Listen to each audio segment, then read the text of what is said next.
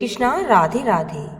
आज कार्तिक माह के कृष्ण पक्ष की त्रयोदशी तिथि है। तो आज आपने सुनेंगे पहले तो तुलसी माता की कहानी और फिर सुनेंगे प्रदोष व्रत की कहानी। तो जिस श्री विष्णु भगत ने एकादशी का व्रत रखा है उन भक्तों के लिए प्रस्तुत है तुलसी माता की कथा। एकादशी का व्रत रखने वालों को द्वादशी के दिन व्रत का पारायण करने से पहले तुलसी माता की कथा अवश्य सुननी चाहिए, जिससे हमें भगवान विष्णु की कृपा प्राप्त होती है और हमारा व्रत भली भांति पूरा होता है। तो शुरू करते हैं तुलसी माता की कथा। बोलो तुलसी माता की जय हो। आज जो मैं आपको कथा सुनाने जा रही हूँ, यह कथा शिव महापुराण के अनुसार शंखचूर्ण और तुलसी के नाम से सुनी जाती है और श्रीमद् भागवत पुराण के अनुसार यह वृंदा और जालिंदर के नाम से सुनी जाती है। तो आज आपने सुनेंगे संपूर्ण व्रत कथा। बोलो श्री हरि विष्णु भगवान की जय। शिव महापुराण के अनुसार प्राचीन काल में राक्षसों का राजा दंभ हुआ करता था, जो कि एक महान विष्णु भगत था। कई वर्षों तक संतान न होने के कारण राजा दंभ ने शुक्राचार्य को अपना गुरु बनाया और उससे श्री कृष्ण भगवान का मंत्र प्राप्त किया। इस मंत्र को प्राप्त करने के बाद उन्होंने पुष्कर सरोवर में तपस्या की। भगवान विष्णु उनकी तपस्या से बहुत ही प्रसन्न हुए और उन्होंने संतान प्राप्ति का आशीर्वाद दे दिया। राजा दंभ के यहाँ एक पुत्र रत्न का जन्म हुआ। पुत्र का नाम रखा गया शंखचूर्ण। शंखचूर्ण बड़े होकर ब्रह्मा जी की प्रसन्न करने के लिए पुष्कर में घोर तपस्या करने लगा। शंखचूर्ण की तपस्या से प्रसन्न होकर ब्रह्मा जी ने शंखचूर्ण को वरदान मांगने को कहा। तो शंखचूर्ण ने कहा, यदि आप मुझसे या मेरी भक्ति से इतने ही प्रसन्न हैं तो मुझे वरदान दो कि मैं हमेशा अमर रहूं, कोई भी देवता मुझे मार ना सके। तो ब्रह्मा जी ने कहा, यह वरदान तो मैं तुझे नहीं दे सकता, लेकिन एक उपाय बता सकता हूँ।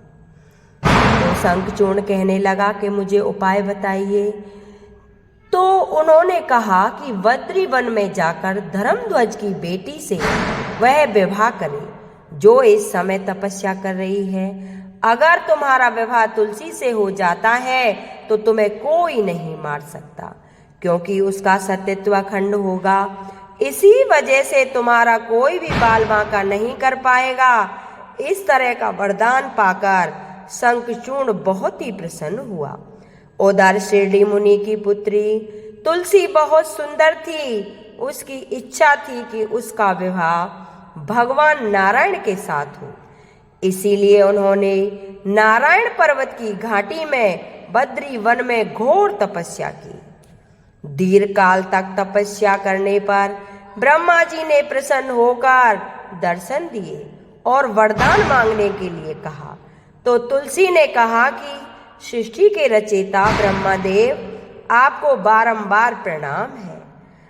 आप तो अंतर्यामी हैं, सबके मन की बात जान लेते हैं। फिर भी मैं अपनी इच्छा तुम्हें बताती हूँ। अगर आप मुझसे इतने ही खुश हैं तो मुझे वरदान दें कि मैं चाहती हूँ कि मेरा विवाह भगवान श्री नारायण के साथ हो। तो ब्रह्मा जी ने कहा कि तुम्हारा अभिष्ट तुम्हें अवश्य मिलेगा, ये मेरा वरदान है। अपने पूर्व जन्म में किसी अपराध के कारण तुम्हें श्राप मिला था, तो आज मैं तुम्हें बताता हूँ। पिछले जन्म में तुम अपने युवा अवस्था में अपने विवाह की इच्छा लेकर तीर्थ यात्रा करने निकली थी। कई जगहों की यात्रा के बाद एक बार तुमने गंगा किनारे एक वैश्य को तपस्या करते देखा। तो तपस्या में लीन गणेश जी को देखकर तुमने उनसे विवाह का मन बना लिया और सीधे ही गणेश जी के समक्ष विवाह का प्रस्ताव रख दिया। इस तरह से गणेश जी की तपस्या भंग हो गई।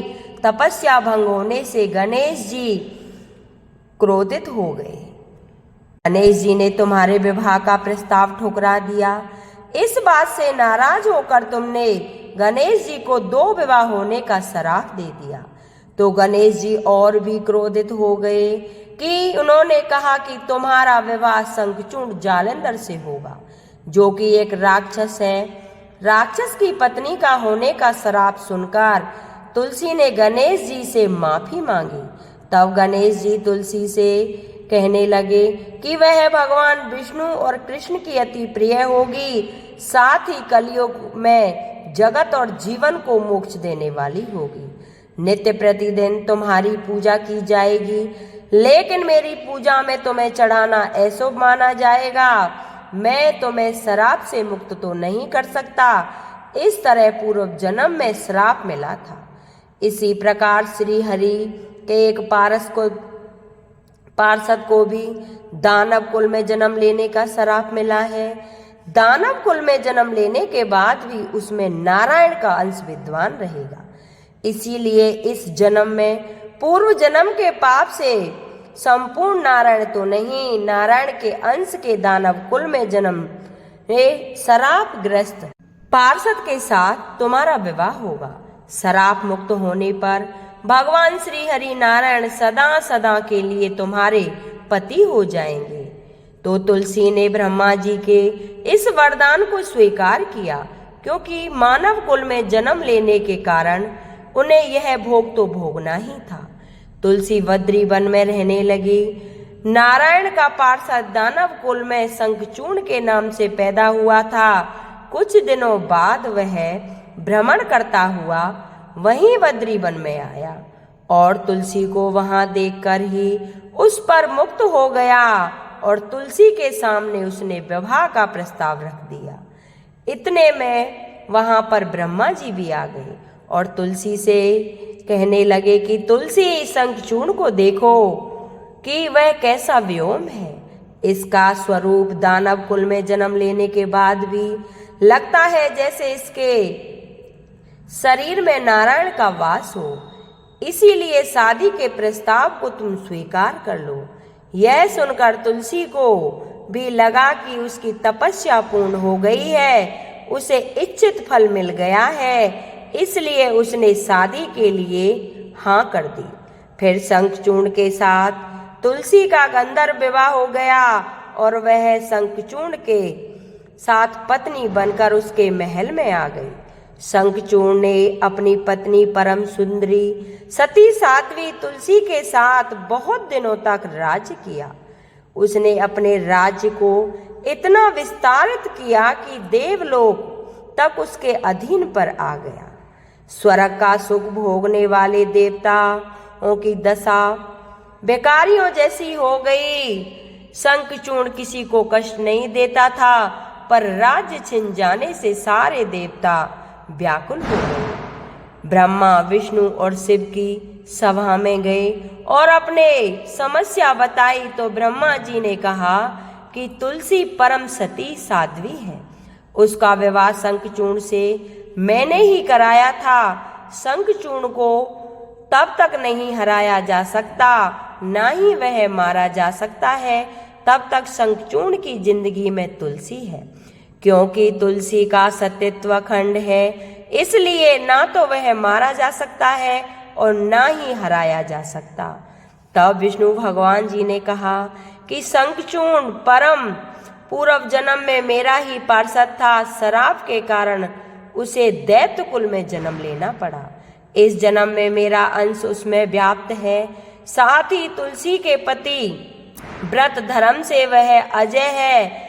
फिर सारे देवताओं की सहमति से भगवान शिव ने शंखचूड़ के पास संदेश भेजा कि या तो वह देवताओं का राज्य लौटा दे या फिर उनसे युद्ध करे।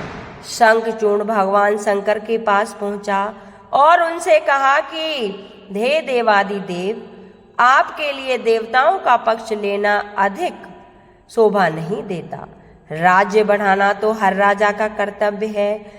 मैं किसी को दुखी नहीं कर रहा हूँ। देवताओं से कहिए कि वह मेरी प्रजा बनकर रहें। मैंने आपका भी कभी भी कोई अपमान नहीं किया है।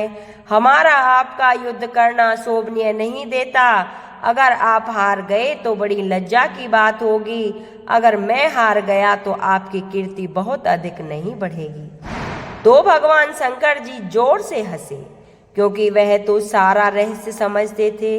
तुलसी और शंखचूर्ण की श्राप की अवधि लगभग पूर्ण हो चुकी थी। भगवान शंकर हंसकर बोले कि इसमें कोई कीर्ति और लज्जा की कोई बात नहीं है। तुम देवताओं का राज्य लौटाकर उन्हें अपने पद पर रहने दो। युद्ध से बचने का यही एक उपाय है, और मेरी बात मान लो। तो शंखचूर्ण ने कहा कि मैंने युद्ध के बल से देवलोक को जीता है, उसे कोई युद्ध के द्वारा ही वापस ले सकता है। यह मेरा भी अंतिम उत्तर है। अब मैं जा रहा हूँ। ऐसा कहकर शंखचूर्ण वहां से चला गया। उसने अपनी पत्नी को सारी बात बताई और कहा कि कर्म भोग सब काल सूत्र में बंधा है। जीवन में हर्ष शोक सुख दुख मंगल अमंगल काल चक्र के अधीन है। हम तो केवल निमित्त हैं। हो सकता है कि भगवान शिव देवताओं की पक्ष लेकर मुझसे युद्ध करें। तुम चिंता मत करना, तुम्हारा सतीत्व तेज ही मेरी रक्षा करेगा। फिर दूसरे ही दिन भगवान शंकर के नेतृत्व में देवताओं ने युद्ध छेड़ दिया। शंखचूर्ण ने भीषण बाणों की वर्षा करके उनके वेग को रोक दिया। उसके प्रहार से देवता डगमगाने लगे। उसने दानवीय शक्तियों का प्रयोग कर मायावी युद्ध आरंभ किया। युद्ध स्थल पर वह किसी को नहीं दिखाई देता था, पर उसके अस्त्र शस्त्र हर प्रकार से देवताओं को घायल कर रहे थे। देवतागण अपने अस्त्र शस्त्र चलाएं तो किस पर चलाएं कि सामने कोई शत्रु दिखाई ही नहीं दे रहा है। युद्ध कई दिनों तक चलता गया। शंखचूर्ण पराजित नहीं हुआ था। तो भगवान शिव ने विष्णु से कहा कि विष्णु कोई उपाय करो, अन्यथा मेरा सारा यश मिट्टी में मिल जाएगा। तो विष्णु भगवान ने सोचा कि बल से तो नहीं हराया जा सकता, शंखचूर्ण को छल से ही छल का सहारा लेना होगा। तो उन्होंने तुरंत ही अपना स्वरूप शंखचूर्ण जैसा बनाया और अस्त्र शस्त्र से सुशोभित होकर तुलसी के पास चले गए और बोले कि हे प्रिय, मैं युद्ध जीत आया हूँ। सारे देवता भगवान शंकर समेत हार गए हैं, अब मुझे कोई नहीं मार सकता। तो तुलसी पति को प्रत्यक्ष सामने खड़ा देखकर और विजय का समाचार सुनकर बहुत ही खुशी हुई और भागकर अपने पति के चरण स्पर्श किए, क्योंकि तुलसी का इस बात का जरा भी भान नहीं था कि शंखचूर्ण के वेश में स्वयं विष्णु भगवान है। इस वजह से उसका सतीत्व, जो शंखचूर्ण के कवच में शंखचूर्ण की रक्षा कर रहा था, वह कवच नष्ट हो गया। शंखचूर्ण शक्तिहीन हो गया। यह जानते ही भगवान शंकर ने अपने त्रिशूल के प्रहार किया। त्रिशूल के लगते ही शंखचूर्ण जलकर भस्म हो गया। शंखचूर्ण मरने को जानकर विष्णु जी अपने असली स्वरूप में आ गए। तो तुलसी अपने सामने पति शंखचूर्ण के स्थान पर भगवान विष्णु को खड़ा देखकर बहुत ही आश्चर्यचकित हुई। तुरंत ही उसकी समझ में आ गया कि स्वयं नारायण ने उसके साथ छल किया है।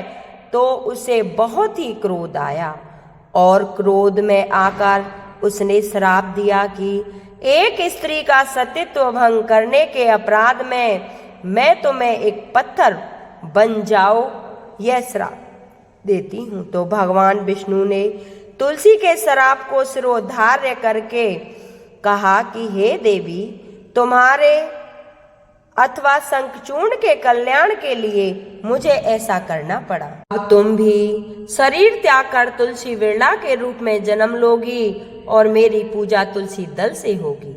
अगर मैं सालग्राम बनकर पत्थर बनूंगा और मेरे शीश पर तुम आदर से विराजमान होगी और शंखचूर्ण की हड्डियों से शंख की उत्पत्ति होगी और सदा शंख की ध्वनि से देवताओं तथा मेरी पूजा आराधना होगी। जहाँ शंख की ध्वनि होगी वहाँ मैं मंगल में विराजमान रहूंगा। तुमने पूर्व जन्म में मुझे पाने के लिए वद्री वन में बहुत बड़ी तपस्या की थी।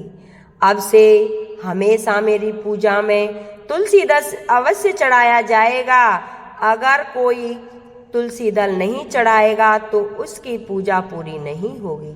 तभी से तुलसी को धार्मिक अनुष्ठानों में विशेषकर महत्व दिया गया है। तुलसी के पौधा का इस्तेमाल यज्ञ, धर्म, पूजा अर्चना आदि में होता है। तुलसी दल का उपयोग भोग और प्रसाद में भी किया जाता है और चरणामृत में भी किया जाता है। तो ये थी तुलसी माता की कहानी, जो माह की द्वादशी तिथि के पारायण के समय सुनी जाती है। और अब सुनेंगे प्रदोष व्रत की कथा। श्री शंकर भगवान की जय। हर माह के शुक्ल पक्ष और कृष्ण पक्ष की त्रयोदशी तिथि को प्रदोष व्रत रखा जाता है। प्रदोष व्रत की तिथि जब मंगलवार को आती है तब उसे भौम प्रदोष व्रत के नाम से जाना जाता है। भौम प्रदोष व्रत में कथा सुनना व कहना बहुत ही पुण्यदायी माना जाता है और इस कथा से हमारी पूजा भी पूरी होती है। मान्यता है कि भौम प्रदोष व्रत की कथा सुनने व कहने से देवों के देव महादेव का आशीर्वाद प्राप्त होता है और धार्मिक परेशानियों से मुक्ति मिलती है। तो जानते हैं प्रदोष व्रत की कथा। बोलो भगवान शंकर की जय। सूत जी बोले, अब मैं मंगल त्रयोदशी प्रदोष व्रत का विधि विधान कहता हूँ। मंगलवार का दिन व्याधियों का नाशक है। इस व्रत में एक समय व्रती को गेहूं और गुड़ का भोजन करना चाहिए। इस व्रत के करने से मनुष्य सभी पापों व रोगों से मुक्त हो जाता है। इसमें किसी प्रकार का संयम नहीं है। अब मैं आपको उस बुढ़िया की कथा सुनाता हूँ जिसने यह व्रत किया था। वह मोक्ष को प्राप्त हुई अत्यंत प्राचीन काल की घटना है। एक नगर में एक बुढ़िया रहती थी। उसके मंगलिया नाम का एक पुत्र था। वृद्धा को हनुमान जी पर बड़ी श्रद्धा थी। वह प्रत्येक मंगलवार को हनुमान जी का व्रत रखकर यथाविधि उनका भोग लगाती थी। उसके अलावा मंगलवार को एक ना तो वह घर लीपती थी और ना ही मिट्टी खोदती थी।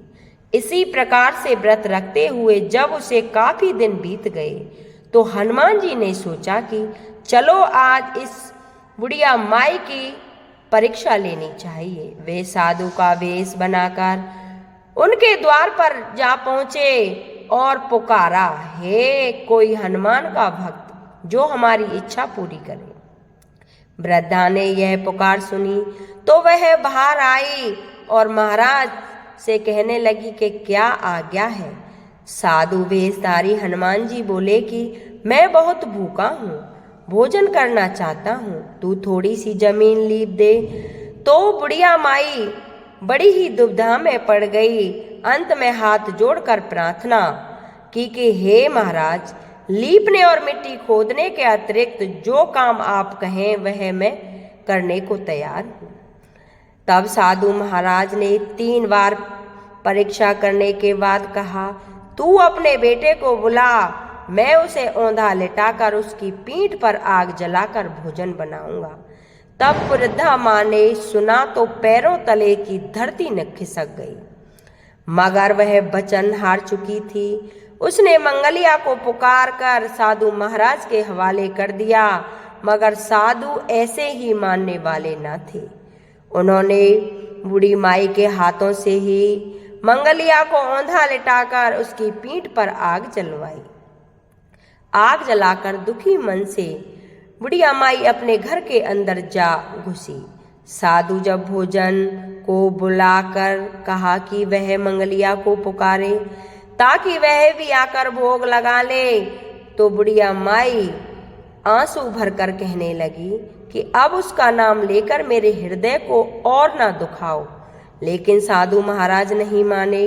बुढ़िया माई को भोजन के लिए मंगलिया को पुकारना पड़ा। पुकारने की देर ही थी कि मंगलिया बाहर से हंसता हुआ घर में दौड़ा दौड़ा आया।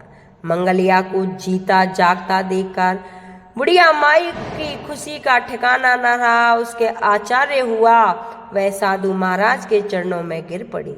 साधु महाराज ने उसे अपनी असली रूप में दर्शन दिए।